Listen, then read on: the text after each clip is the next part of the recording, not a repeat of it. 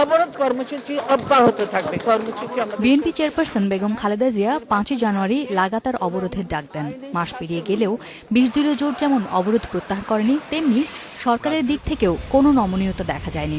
এরই মধ্যে চলছে নানা ধরনের নাশকতা, মারা গেছেন শতাধিক মানুষ।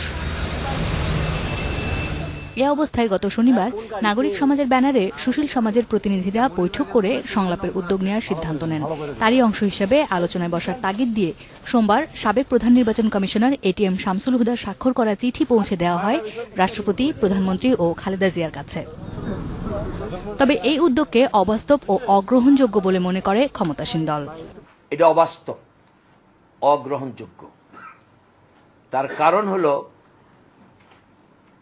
এইসব ব্যক্তিবর্গ সন্ত্রাস, নাশকতা, জঙ্গি তৎপরতাকে আড়াল করার জন্য গণতান্ত্রিক সরকার, গণতান্ত্রিক দল তার সাথে একই কাতারে দাঁড় করাবার জন্য চেষ্টা করেছে।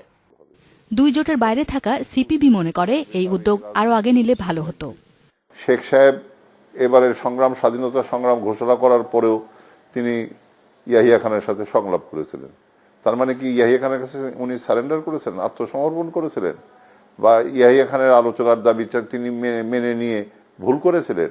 এই কথাটা এইভাবে বলাটা ঠিক না আর কি।